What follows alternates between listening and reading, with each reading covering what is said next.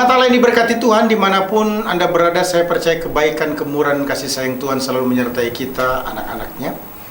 Kembali bersama dengan saya, Pendeta Dr. Anas DTA, dalam program Rem Ministry. Kita akan belajar firman Tuhan yang sejuk, yang membuat kita semakin bertumbuh, berakar, dan berbuah dalam Kristus Yesus Tuhan kita.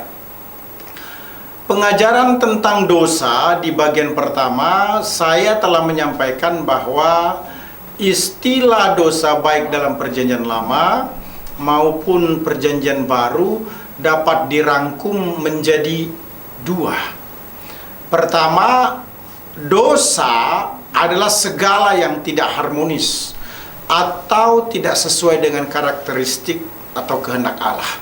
Kedua, secara keseluruhan dosa dapat dikategorikan menjadi dua, yaitu commission sin atau melakukan perbuatan yang dilarang Tuhan sehingga berdosa, dan omission sin, yaitu kelalaian atau kegagalan bertindak untuk melakukan kehendak Tuhan sehingga berdosa.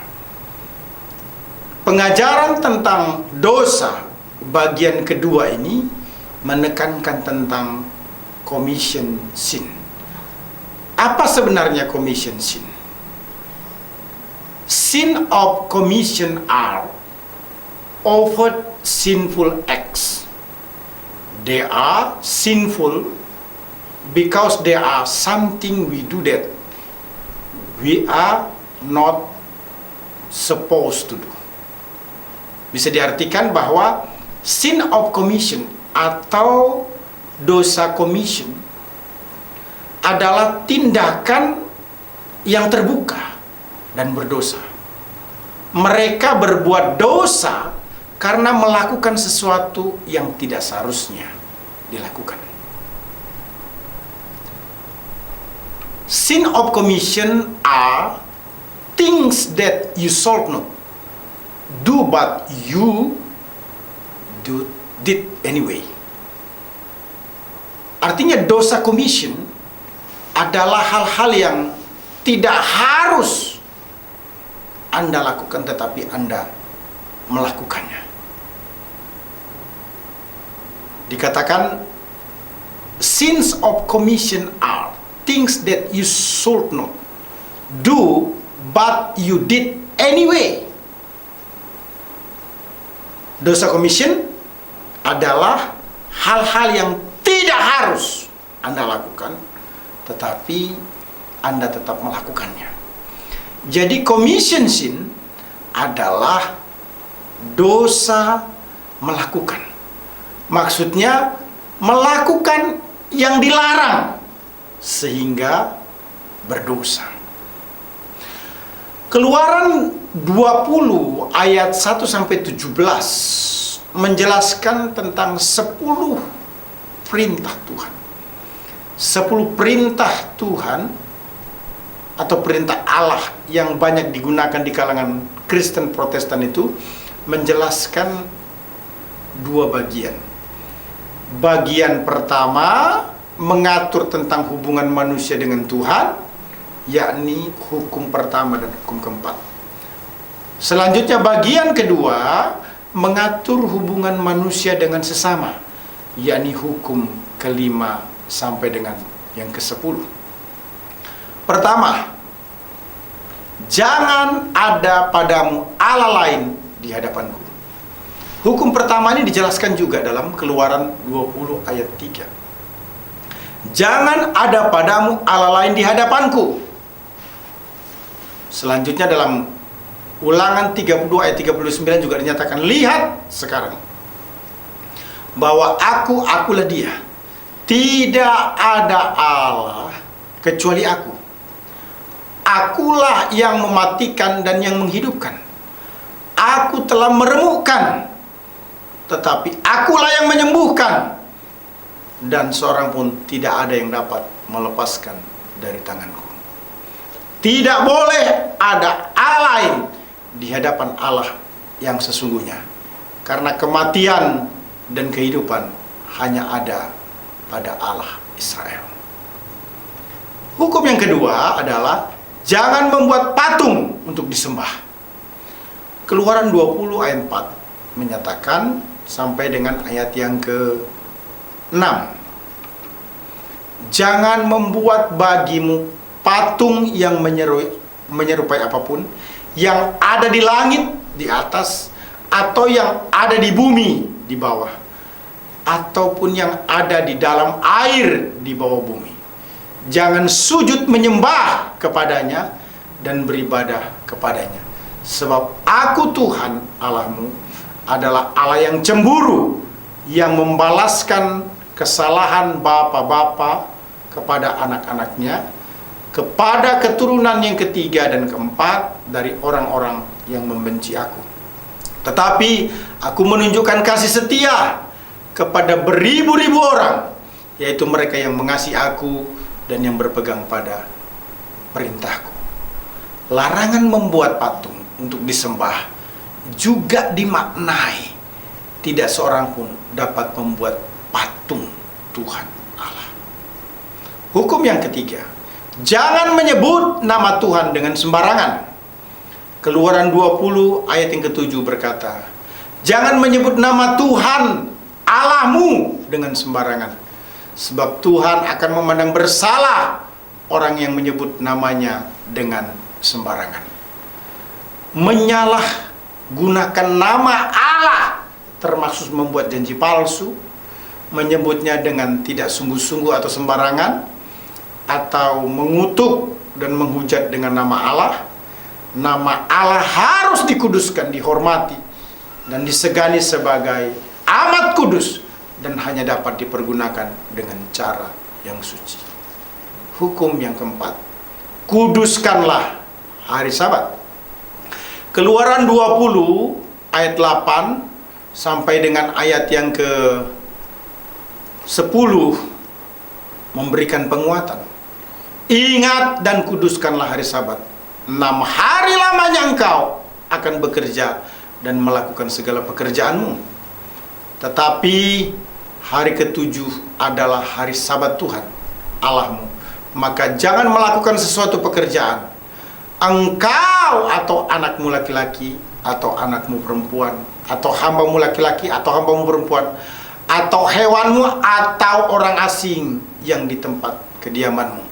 Selanjutnya ayat 11 berkata, sebab 6 hari lamanya Tuhan menjadikan langit dan bumi, laut dan segala isinya, dan Ia berhenti pada hari Sabat dan menguduskannya. Sabat dalam perjanjian lama adalah hari ke-7 dalam setiap minggu. Menguduskan Sabat berarti memisahkannya sebagai hari yang berbeda dari hari lainnya, dengan cara berhenti bekerja supaya dapat beristirahat, melayani Allah, dan memusatkan perhatian pada hal-hal yang menyangkut keabadian, kehidupan rohani, dan kehormatan bagi Allah. Hukum yang kelima, hormatilah orang tuamu. Keluaran 20 ayat 12 memberikan penjelasan. Hormatilah ayahmu dan ibumu supaya lanjut umurmu di tanah yang diberikan Tuhan Allahmu kepada. Dalam perjanjian lama, Allah menuntut hukuman mati bagi setiap orang yang memukul atau mengutuk orang tuanya. Ini menunjukkan bahwa Allah sangat mementingkan penghormatan kepada orang tua. Tugas orang tua adalah untuk mengasihi anak-anak mereka dan membina mereka untuk takut akan Allah dan mengajarkan jalan-jalannya kepada mereka. Hukum yang keenam, jangan membunuh. Keluaran 20 ayat 13 berkata, jangan membunuh. Hukum keenam melarang pembunuhan dengan sengaja, yaitu mengambil nyawa tanpa izin. Allah menetapkan hukuman mati atas pelanggaran membunuh. Perjanjian baru mengutuk pembunuhan dan kebencian yang membuat seseorang menginginkan kematian orang lain juga dikategorikan sebagai membunuh. Hukum yang ketujuh, jangan berzina. Keluaran 20 ayat 14 berkata, jangan berzina. Hukum ketujuh melarang perzinahan meliputi semua tindakan percabulan dan dosa seksual. Perzinahan adalah ketidaksetiaan kepada pasangan hidup. Perzinahan adalah kekejian di hadapan Allah dan seluruh Alkitab mengutuknya. Hukum yang ke-8, jangan mencuri. Keluaran 20 ayat 15 berkata, jangan mencuri. Hukum ini melarang mengambil uang atau benda apa saja yang menjadi milik orang lain. Kecurangan adalah suatu bentuk pencurian. Hukum ke-8, jangan mencuri, menekankan atau menuntut kejujuran di dalam semua urusan kita dengan sesama manusia. Hukum ke-9, jangan berdusta. Keluaran 20 ayat 16 berkata, jangan mengucapkan saksi dusta tentang sesamamu. Hukum ke-9 yang menjelaskan tentang jangan berdusta, hal ini melindungi nama atau reputasi orang lain. Tidak seorang pun boleh membuat pernyataan palsu tentang sifat dan tindakan orang lain. Kita harus berbicara secara benar dan jujur tentang semua orang. Hukum ke-10, jangan mengingini milik orang lain. Keluaran 20 ayat 17 berkata, jangan mengingini rumah sesamamu. Jangan mengingini istrinya atau hambanya laki-laki atau hambanya perempuan atau lembunya atau keledainya atau apapun yang dipunyai sesamamu. Mengingini memiliki orang lain atau tamak meliputi keinginan atau nafsu untuk memperoleh hal yang salah atau yang menjadikan milik orang lain menjadi miliknya adalah dosa. Saudara yang kekasih di dalam Tuhan Yesus Kristus, penting sekali bagi kita sebagai anak-anaknya bahwa setiap orang percaya dipastikan tidak lagi diperbudak oleh dosa karena kita lahir atau telah menerima terang, yaitu Yesus Kristus. Alkitab berkata dalam 1 Yohanes 3 ayat 9, setiap orang yang lahir dari Allah tidak berbuat dosa lagi, sebab benih ilahi tetap ada di dalam dia dan ia tidak dapat berbuat dosa karena ia lahir dari Allah, sehingga kita bisa menolak commission sin atau dosa melakukan dengan cara hidup berkenan kepada Allah, khususnya melakukan 10 perintah Tuhan. Umat Allah ini berkati Tuhan.